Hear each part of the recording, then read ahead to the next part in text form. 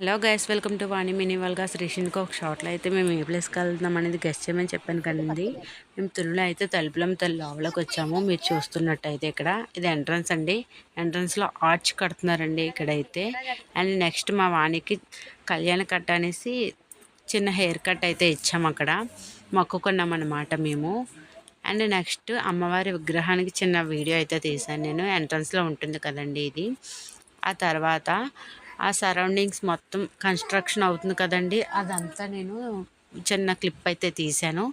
ఇదిగోండి ఆర్చి ముందు ఇదంతా ఇంకా కన్స్ట్రక్షన్ అవుతుంది. అండ్ నెక్స్ట్ లైన్లోకి అయితే వెళ్ళిపోయామండి. చూస్తున్నట్టయితే ఇక్కడ లైన్ కూడా ఉంది. చూడండి, ఇక్కడ చిన్న అమ్మవారిని కూడా పెట్టారు పక్కనే. ఇదిగోండి ఇది ద్వారం. ఈ ఈ రెండు ద్వారాల దగ్గర అమ్మవారు ఉంటారు.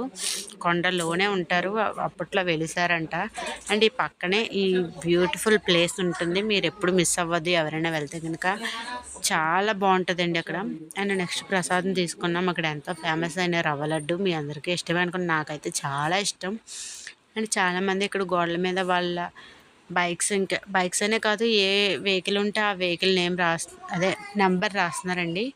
అక్కడ చాలా పవర్ఫుల్ అంట నెంబర్ రాస్తే ఆ వెహికల్కి ఏమవుదని.